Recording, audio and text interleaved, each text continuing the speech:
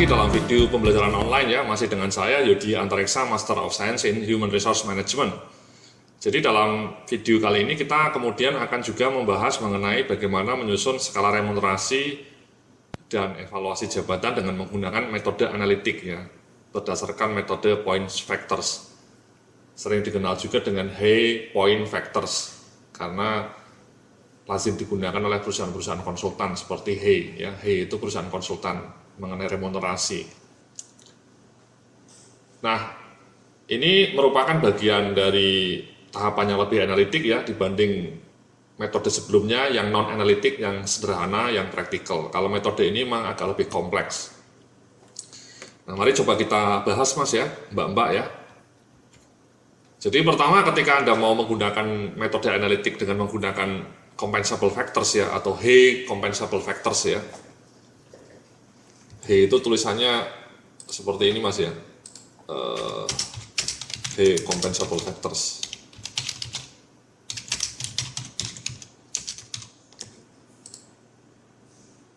Namanya nama perusahaan itu Mas, Hay itu nama perusahaan. Kita pertama-tama harus menentukan compensable factors-nya Mas, kemudian menentukan skala dan bobot setiap compensable factors. Termasuk di dalamnya adalah mengisi kriterianya dalam bentuk narasi ya. Narasi yang detail mengenai masing-masing skala itu. Jadi ada narasinya yang lengkap. Nanti saya akan berikan contohnya ya. Dan baru kemudian menentukan value, posisi, dan salary grade-nya berdasarkan compensable factors yang tadi sudah disusun ya. Jadi yang pertama menentukan compensable factors Mas ya. Jadi compensable factors merupakan faktor-faktor bisa 8 atau 4 ya yang akan digunakan sebagai basis untuk menghargai sebuah posisi. Kemudian melakukan diskusi dengan pihak manajemen untuk memfinalisasi compensable factors. Compensable factors ini kriterianya Mas, kriteria akan kita gunakan Mbak-mbak ya untuk menghargai sebuah posisi. Selanjutnya juga dikasih bobot, skala, dan juga definisi detail mengenai masing-masing skala. Nah, ini definisinya yang cukup melelahkan. Saya di sini nanti ngasih contoh mengenai definisi detail ya. Anda bisa pakai langsung atau nanti Anda modifikasi. Kemudian melakukan roundtable discussion dengan pihak manajemen untuk memfinalisasi skala dan definisi masing-masing skala compensable factors. Ya. Saya akan ngasih contoh nih ya, contoh compensable factors ini seperti ini Mas. Ya. Jadi kita pertama-tama membreakdown menjadi know-how, kemudian upaya, kemudian tanggung jawab. Ya. Know-how-nya itu kita bagi lagi menjadi teknis, manajerial, interpersonal. Upaya atau usaha ya, usaha pikirannya, usaha fisik, juga ada dimensi waktu. Kemudian lalu tanggung jawab itu hasil kerjanya, aset yang dikendalikan, dan juga jumlah bawahan. Bobotnya masing-masing 35, 30, dan 100. Ya, again ini saya hanya berikan contoh ya Mas ya. Misalnya nanti Anda mau membaginya menjadi lebih detail ya. Tambahkan lagi tanggung jawabnya, misalnya tambah lagi 1 poin, di sini mungkin tambah lagi 1 poin. Silakan saja. Tapi ini 9 kriteria ini yang lazim digunakan Mas. Di perusahaan-perusahaan luar negeri juga pakai seperti ini. Ya. Nah bobotnya ini juga bisa Anda rubah. Misalnya Anda merasa yang lebih penting, katakanlah di sini ya 35-nya di sini, ini 30 boleh saja. Ya itu sesuai dengan diskusi Anda dengan direksi, dengan top management. Saya hanya ngasih patokan ini. Tapi sekali lagi ini patokan yang lazim digunakan ya di banyak perusahaan ya. Nah kemudian setelah dipatok kayak gitu, kemudian di breakdown lagi Mas bobotnya. Nah ini Mas, ya. Teknisnya dari 35 itu di breakdown lagi 12, 15, 8. 30 ini 14, 8, 8. 35 itu 15, 10, 10. Sama ini Mas, Anda bisa merubah misalnya dianggap yang lebih penting pikirannya ya 20, ini 55 saja. Ya. Atau misalnya ini hasil kerjanya lebih penting ya 20, asetnya 10, bawahan mungkin cuma 5, bisa juga. Ya. Atau di sini misalnya 10, 15, 10 misalnya. Interpersonal juga sangat penting, dianggap oleh penting juga. Bisa mungkin bahkan bisa lebih tinggi. Tergantung dengan konteks industri Anda ya. Industri Anda bergerak di bidang jasa atau di bidang perkebunan atau di bidang yang manufacturing. Kalau manufacturing mungkin lebih penting teknis ya.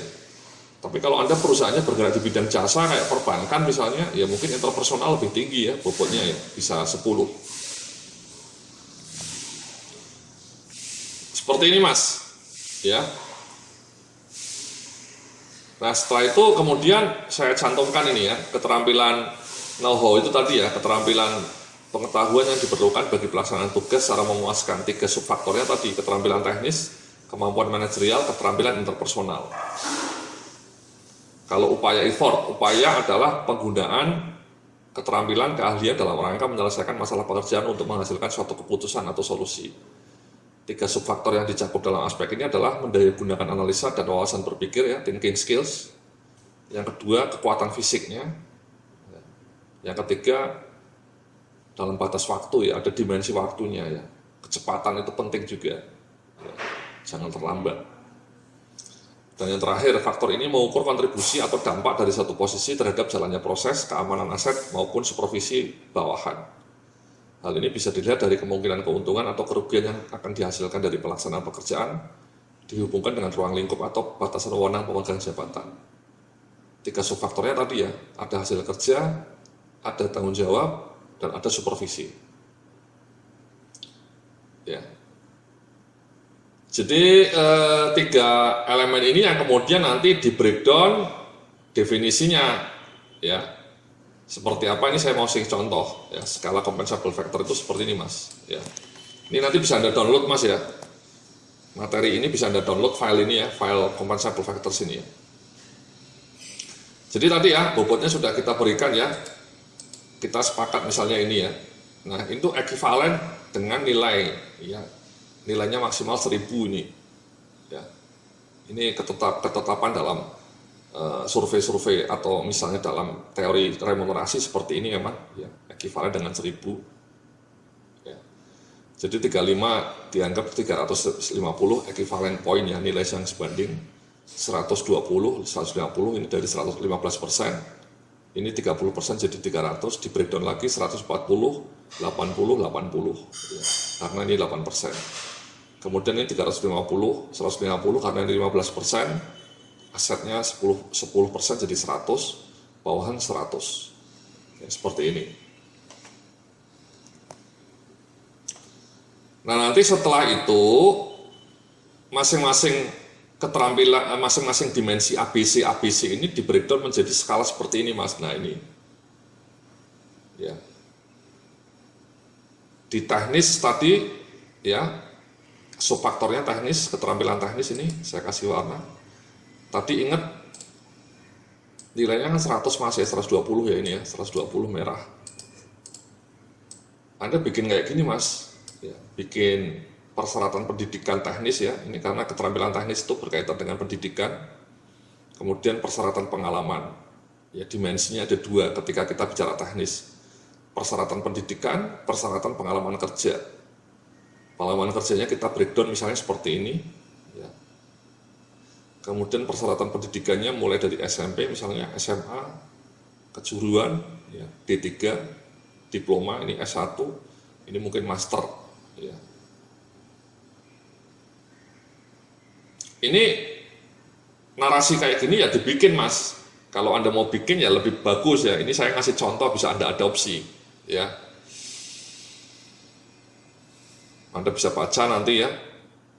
Ya, ini kalau Anda lihat memang pekerjaan persyaratan pendidikannya itu skalanya SMP, SMA, kejuruan dan seterusnya ya. Nah, kemudian inilah namanya poin-poin ini namanya skala compensable factor. Nah, ini kok bisa 13, 27, 40, 53 ini dari mana? Caranya begini, Mas. Jadi pertama-tama Anda letakkan 120 ini pada kolom yang terakhir ini. Ya, 120. Kenapa? Karena kan maksimum tadi nilainya 120 Mas. Ini ingat ya. Untuk teknis maksimum nilainya 120. Ya. 120-nya itu ditaruh di sini, di kotak yang paling terakhir pojok. Kenapa ini? Karena ada elemen pendidikannya ada 5 dimensi, ABCDE, pengalaman kerjanya ada 1, 2, 3, 4, 5. 5 dimensi juga, jadi taruh di sini. Nah, kemudian setelah itu Anda jumlahkan jumlah kolomnya, Mas. Ya.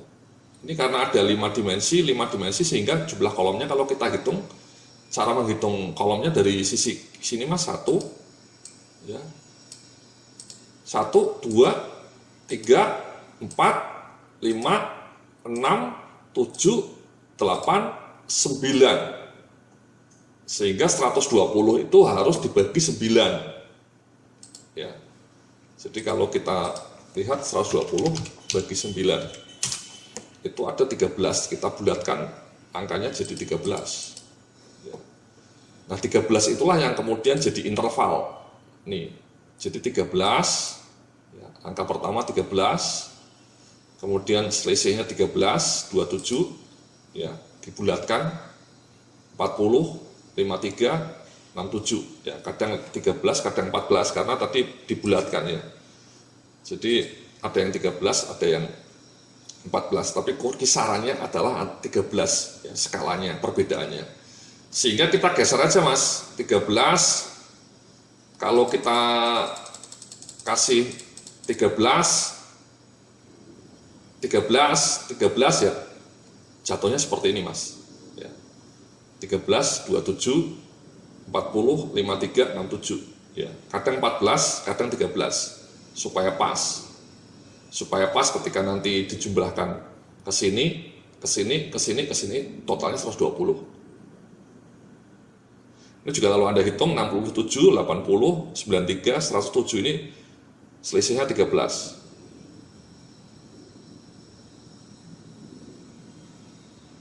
Kadang 14 juga, karena memang tadi 13,3 ya, tidak bulat ya. Jadi memang untuk membulatkan ada yang dibulatkan menjadi 13, ada yang dibulatkan menjadi 14. Tapi prinsipnya adalah intinya itu, Mas, tadi Anda taruh dulu yang paling besar di sini, kolom ini. Kemudian 120-nya dibagi dengan jumlah kolom, ya, 1, 2, 3, 4, 5, 6, 7, 8, 9 kolom, sehingga 13. 13-nya taruh sini, kemudian ditaruh di sini, ya. Ditaruh di sini. Kemudian kesininya juga 13, ya. Atau 14 tadi ya. Jadi rata, Mas, ya. Jadi ini angka ini ada yang 13, 27, 40, 53, 67, 27, 40, 53, 67, 80 dan seterusnya ini mengisi kolom-kolom di sini.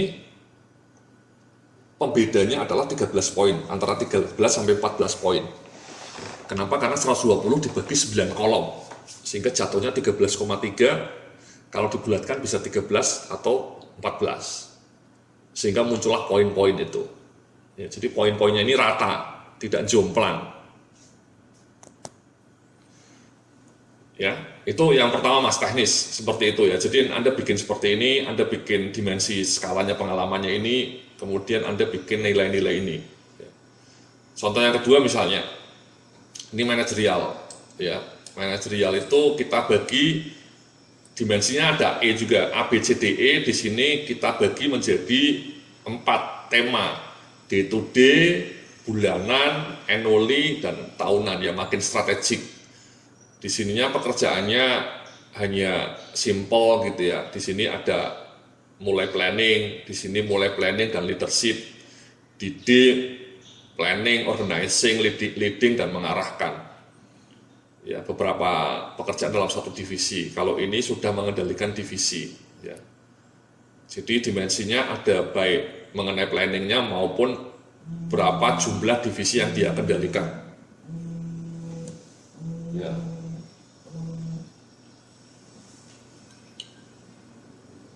Again, ini definisi ini kita susun, Mas, ya, bersama-sama ya dengan tim ya. Kalau Anda misalnya mau pakai ya juga silahkan dipakai saja, karena ini juga sudah standar ya.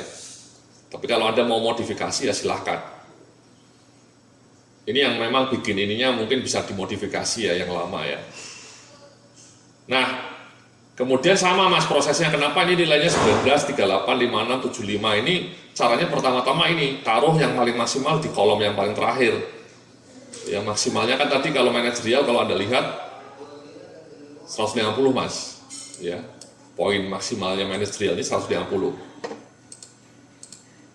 Ya.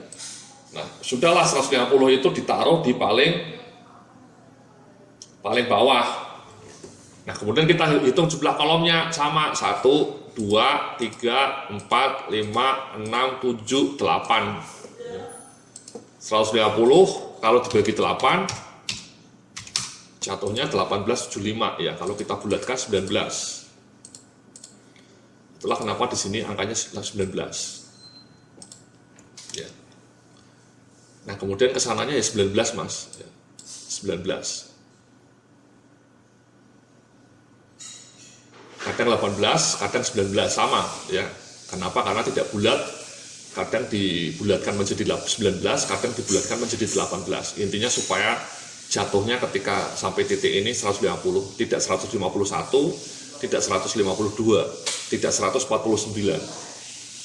Jadi kita selang-seling, ada yang selisihnya 19, ada yang selisihnya cuma 18. Tapi prinsipnya seperti itu ya. Jadi 19 ditarik ke sini, selisih poinnya 19 sampai 18, 56, 75 itu semua intervalnya antara 18 sampai 19. Kenapa 19 sampai 18? Karena tadi 150 dibagi jumlah kolomnya 1, 2, 3, 4, 5, 6, 7, 8. Sehingga nilainya 19, 38, 56, 75. Di sininya juga kesininya, ya kesininya, sehingga rata. Ini 75, 75, 75, 75, 56, 56, 56, ya, 94, 94, 94, 113, 113, 113. Jadi poin 150 itu dibagi rata dalam tadi seluruh kolom itu, ya, ada seluruh kolom, ya. Jadi 121, 2, 3, 4, 5, 6, 7, 8. Sehingga nilai per kolomnya menjadi lebih seimbang. Perbedaannya selalu antara 19 atau 18. Seperti itu mas ya prosesnya ya.